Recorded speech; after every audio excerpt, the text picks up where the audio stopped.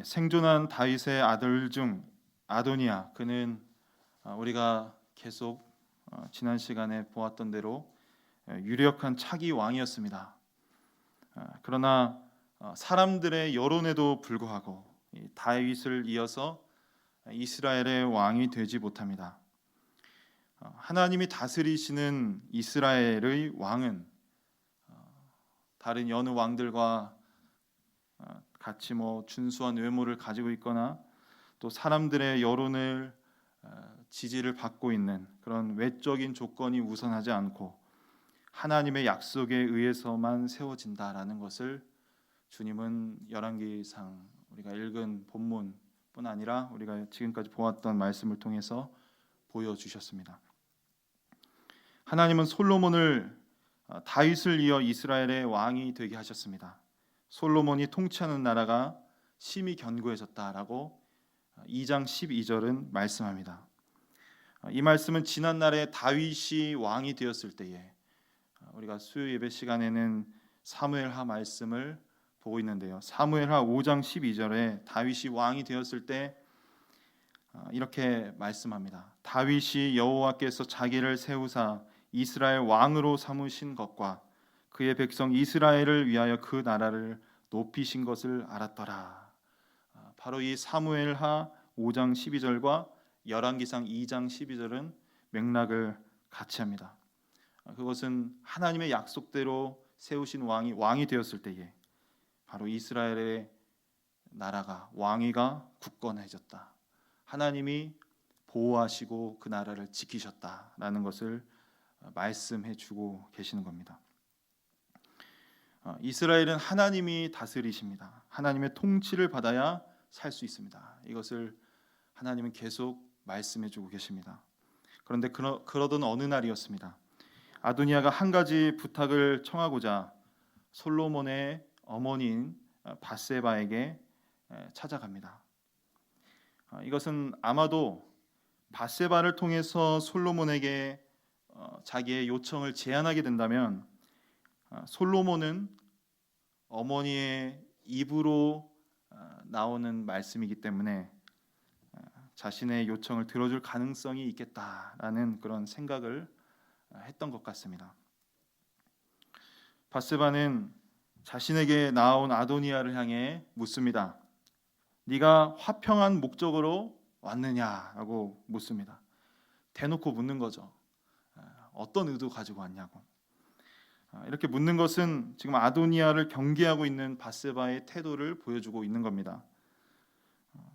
그의 의중이 선한지 악한지를 보고자 한 물음이었습니다.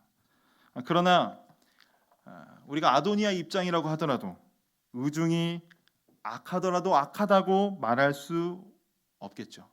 아도니아도 마찬가지입니다. 화평한 목적이라고 말합니다. 앞서 아도니아는 과거에 스스로 이스라엘의 왕이 되고자 한 그런 전력이 있던 자입니다. 솔로몬이 왕이 된 후에 다행히 목숨을 부지하게 되었지만 이 아도니아의 행보는 늘 솔로몬에게 있어서 확인되어야만 했습니다. 왜냐하면 열왕기상 1장 후반절에 솔로몬이 왕이 이제 됐을 때에 아도니아가 두려워합니다. 자기에 있었던 모든 세력들이 다 도망가고 자기도 이제 죽을 수밖에 없다라는 그 어떤 두려움이 몰려오니까 오늘 자신을 죽이지 말아달라고 솔로몬에게 이렇게 좀 맹세를 부탁을 하게 됩니다. 그러면서 솔로몬 앞에서 자신을 종이라고 하죠. 그렇게 종이라 하는 아도니아의 청을 솔로몬은 들어줍니다. 그러나 조금이라도 악한 낌새가 보이면 죽을 거라, 죽일 것이다라고 선언을 합니다. 이것은 아도니아에게는 살 기회를 준 것이지만 늘 아도니아의 행보는 솔로몬에게 있어서 판단받아야 된다라는 것을 의미하는 겁니다. 밧세바 앞에 나온 아도니아, 자신의 목적이 선하다 이야기하죠. 그런데 결코 솔로몬 왕에게 지금 악한 의도 나는 없다라고 말한 것이지만 사실은 그렇지 않은 것임을 우리는 곧 보게 됩니다. 바세바는 그래, 그렇다면 선하다면 한번 말해봐라. 만약에 악하다고 얘기했다면 말도 못 해보고 아마 돌아갔을 텐데, 그러면 한번 너희 요청이 무엇이냐.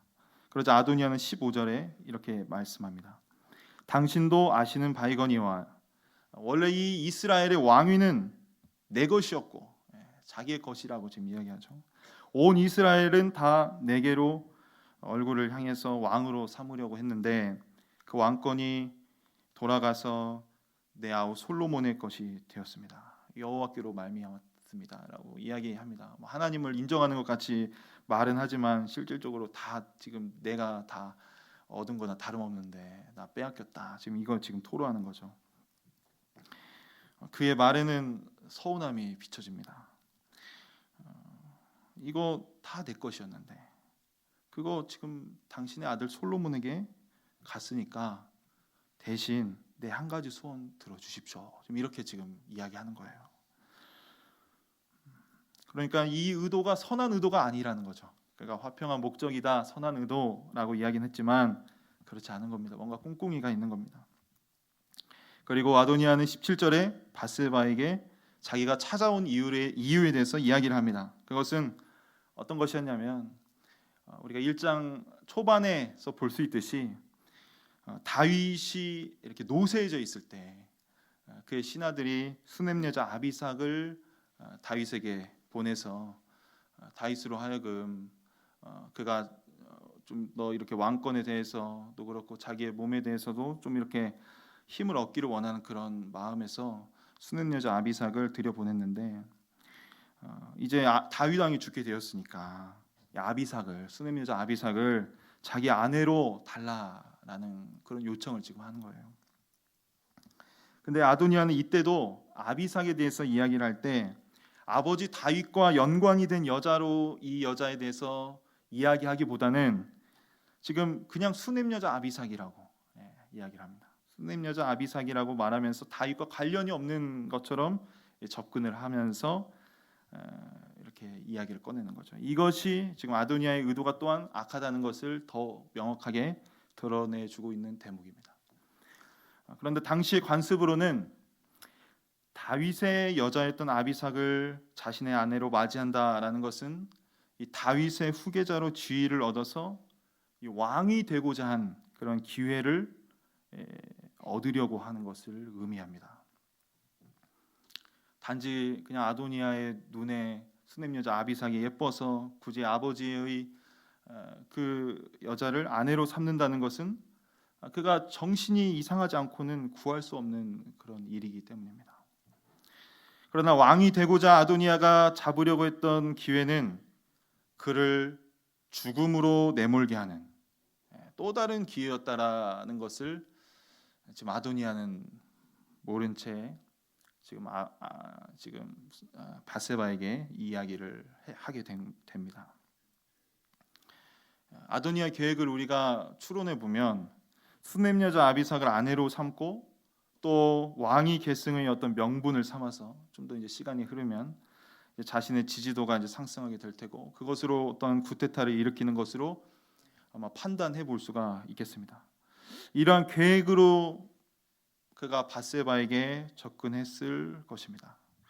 그런데 이와 달리 이 솔로몬은 이번에 그 아도니아의 일을 명분 삼아서 이전에 1장에서 솔로몬과 아도니아가 맹세한 대로 악한 것이 보이면 죽일 거다라는 그 선언을 실행하면서 아도니아를 처단할 기회로 삼습니다. 아도니아는 스스로 자신이 살 길을 찾아서 수넴 여자 아비삭을 통해 왕권에 도전할 만한 기회를 잡으려고 했지만 솔로몬은 그의 왕권을 더욱더 든든히 할 만한 기회로 아도니아의 악한 의도에 대해서 응징을 합니다. 왕이 되려던 아도니아의 기회와 아도니아를 처단할 기회를 갖게 된 솔로몬. 이렇게 이 양면의 기회가 어느 사람에게는 인생의 결말로 또 어떤 사람에게는 나라를 견고하게 하는 결과로 이렇게 찾아오게 되었습니다. 오늘을 사는 우리에게도 기회를 어떻게 살리느냐에 따라 하나님의 뜻을 이룰 수가 있고 또 이와 반대로 하나님의 뜻을 어그러뜨리는 그런 결정을 할 수도 있습니다. 우리가 본문을 통해서 취해야 할 성경적인 기회가 어떤 건지를 우리가 살펴보기를 원하는데요. 첫 번째는 우리가 정욕을 위한, 나의 욕심을 위한 기회는 취해서는 안 된다라는 겁니다. 아도니아가 솔로몬이 왕이 되어서 다급한 나머지 종교적인 그 도피처인 제단불을 통해서 생명 연장을 약속받았던 것은 그에게 있어서 생명을 부지할 어떤 최선의 기회를 정말 잘 살린 일이었습니다. 안 그랬으면 아마 죽었을 겁니다.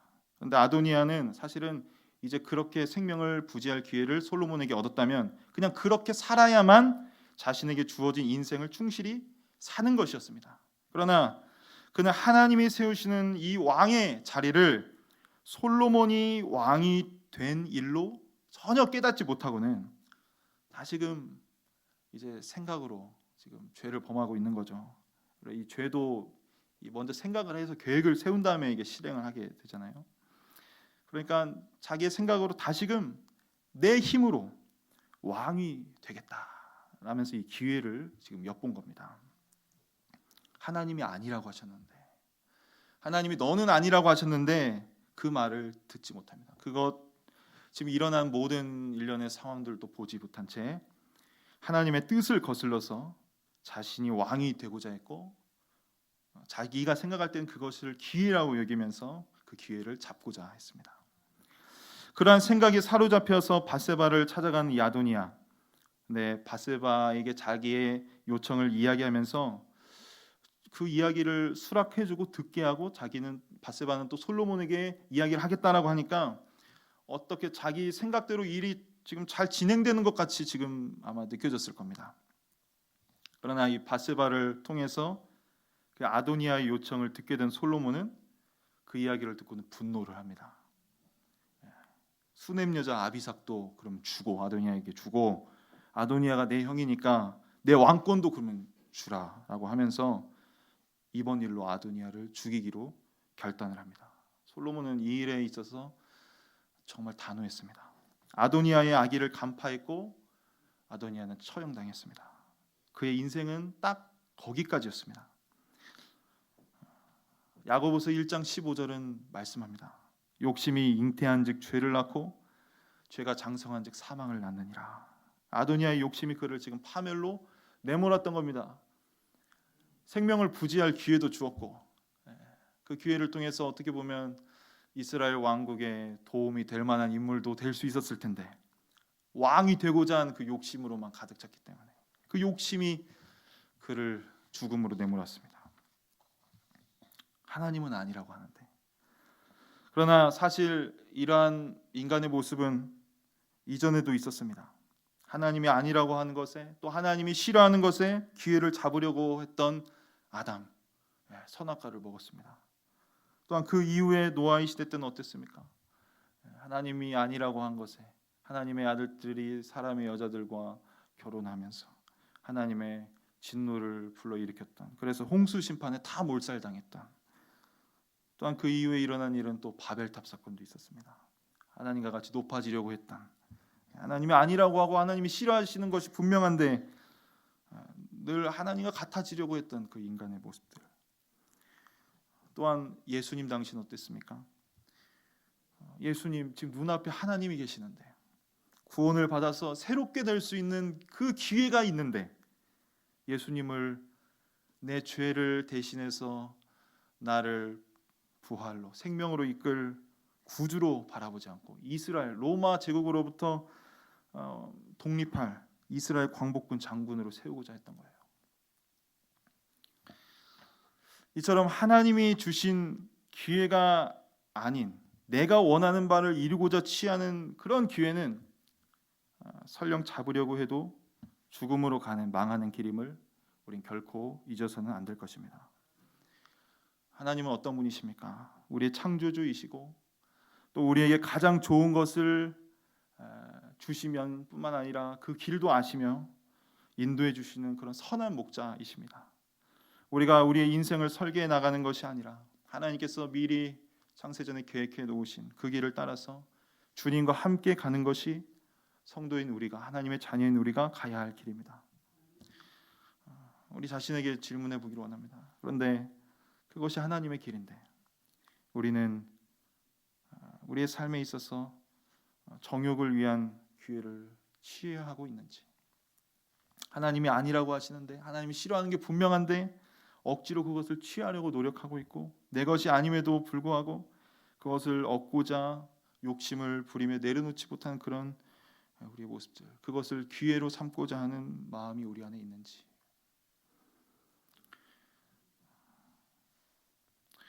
설령 그것이 내 손에 움켜쥐어진다 할지라도 그것은 축복이 아니라 저주입니다. 하나님이 아니라는 것, 싫어하는 것은 우리에게 있어서는 우리를 파멸로 이끄는 길이다라는 것을 주님은 말씀하십니다. 둘째는 하나님의 뜻을 이루는 기회는 잡아야 한다는 겁니다. 솔로몬은 간교한 아도니아의 부탁에 밧세바처럼 그렇게 동정 어린 시선으로 바라보지 않습니다. 밧세바와 달리 솔로몬은 아도니아의 부탁이 납득할 만한 것인지를 살펴봅니다. 아도니아의 부탁을 감정대로 처리하지 않고 옳고 그름으로 판단합니다. 만약 아도니아가 부탁한 것을 그의 동정 어린 시선을 가장한 부탁으로 들어주게 되었다면 훗날 어떻게 진행되었을지 모르겠습니다. 아도니아의 쿠데타가 이스라엘 내부에 일어나서 한 번 더 국가가 혼돈에 처할 가능성이 커질 수 있겠습니다.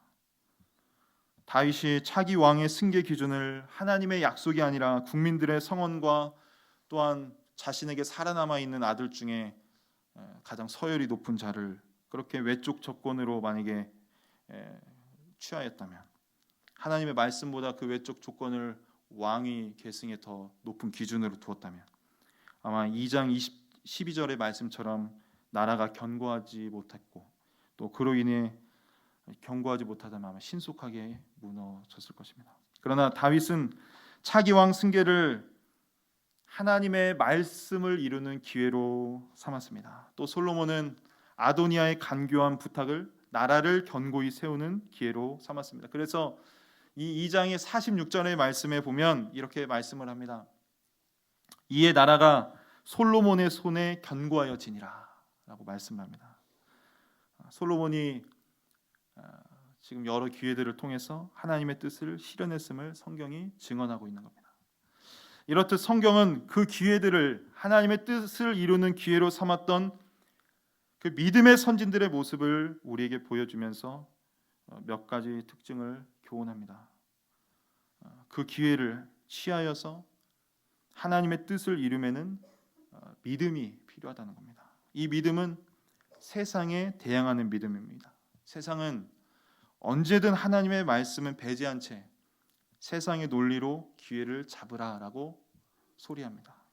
성도들 중에도 어떤 기회가 오면 이를 통해서 하나님의 뜻을 이루고자 하는 생각은 온데간데 없고 세상의 논리만을 생각하는 경우도 있습니다. 이 기회를 내가 잡아야 하나 말아야 되나, 순전히 내가 볼 때 이해관계가 가장 큰 고민거리가 되는 거죠. 하나님의 뜻에 합당하냐 아니냐보다는 내게 더 이득이 될 거냐 손해가 될 거냐. 이 기회를 잡으면 내가 큰 이득을 얻을 수 있겠다, 이런 생각을 하는 거죠. 그 기회를 붙잡으려는 고민 속에는 나밖에 없습니다. 얼마나 세속적인 사고들이 정말 가득 차 있어서 성경이 말씀하는 것은 내가 듣는 여러 이야기 중 그냥 하나의 이야기일 뿐이지 내 신앙과 삶은 철저히 다른 방향으로 향하여서 사는 게 사실 오늘날의 수많은 성도들의 모습입니다. 예를 들면 한 가정을 이루는 배우자를 찾는 문제에 있어서도 여러 기준을 구하는 거죠. 여러 기준이라 하면 집안의 내력, 직장, 연봉 등을 말합니다. 이 기회가 괜찮다, 충족된다라고 하면 잡는 거죠. 그 기회를 하나님의 뜻을 이루려는 생각에서 기도하면서 고민하기보다는 그 기회를 잡으려고 눈에 불을 켜는 겁니다. 또한 직장 안에서는 어떻습니까? 직장 내의 인사와 진급에 있어서도 유력 인사와 만날 기회를 갖게 되었다면 그 시간을 통해 그 기회를 살려서 청탁을 하라는 그런 세상 논리는 그 가운데서는 하나님은 없고, 예배당에서만 하나님, 예배당 나오면 내가 하나님이요 돈이 하나님이라 여기며 사는 것을 의미합니다. 세상 속에 발붙이며 사는 성도에게 세상의 논리는 이 기회를 살리라고 끊임없이 소리칩니다. 그러나 믿음은 하나님의 뜻이 아니라면 과감히 내쳐버릴 수 있는 결단이요, 세상의 논리 주변의 소리에 귀를 닫고 하나님께 시선을 고정하는 행위입니다. 이러한 믿음이 없다면 세상에서 찾아오는 수많은 기회들은 하나님의 뜻이 세워져 하나님의 나라가 확장되는 그런 하늘의 기회가 아니라 내 정욕과 욕심으로 얼룩진 죄악으로 가득한 사탄의 세력이 득세하는 기회가 되는 겁니다. 결국 하나님께서는 그것을 가만히 두시지 않을 겁니다. 사랑하는 자녀가 그 행위를 하고 있다면. 그렇다면 우리의 인생에게 있어 가장 중요한 기회는 무엇일까요? 많은 사람들이 이야기하는 것처럼 한 번뿐인 인생을 내 정욕을 위해서 불사르는 것일까요? 그러나 이 인생에서, 우리의 인생에서 가장 중요한 기회가 있다면 그것은 예수님께서 주시는 이 땅의 회심할 기회를 살리는 것입니다. 바로 아담에게 주셨죠. 선악과 먹으면 죽는다고 말씀하셨는데 바로 안 죽였잖아요. 회개할 기회를 주셨잖아요.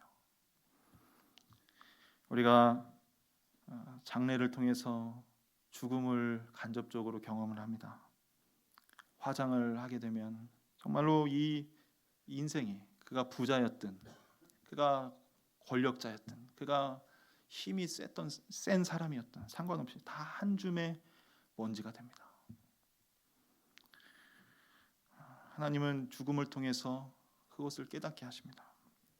그런데 우리 하나님께서 그렇게 정말 먼지뿐인 인생을 걷어주셔서 여러 피조물들 중에서 사람에게만 특별히 영혼을 허락해 주셨는데, 이 영혼을 허락해 주시면서 특별히 사람에게 회개할 기회, 회심할 기회를 주셨는데 우리 인간은 이 회심에는 관심이 없고 이 땅에서 먹고 마시는 것에만 기회를 살리려 한다면, 그것을 위해서만 살아간다면, 내가 성도인데도 회개와 회심에 대해서는 생각하지 않고 나를 늘 쳐서 그리스도의 십자가 앞에 나를 복종하는 것에는 관심이 없고 어떻게든 세상의 소리에 귀를 열어서 세상 사람들이 추구하는 그것을 지금 잡아야 된다, 그 기회를 잡아야 된다라는 것에만 우리가 눈에 불을 켜고 달려든다면, 주님이 주신 지금의 이 가장 소중하고 중요한 기회는 영원한 눈물과 고통으로 찾아오게 될 것입니다. 그러나 우리 예수님 구주 삼아서 이 땅에서 영생을 준비하며 영생을 누리는 자에게는 세상 속에서 받는 눈물과 고통이 있겠지만 그것은 잠깐으로 사라지고 저 천국에서 우리 주님과 영원한 기쁨 중에 거하게 될 줄을 믿습니다. 사랑하는 여러분, 우리에게 주어진 여러 기회 속에서 우리는 나의 뜻을 이루고자 기회를 엿보는 인생입니까? 주님은 그것을 원하지 않습니다.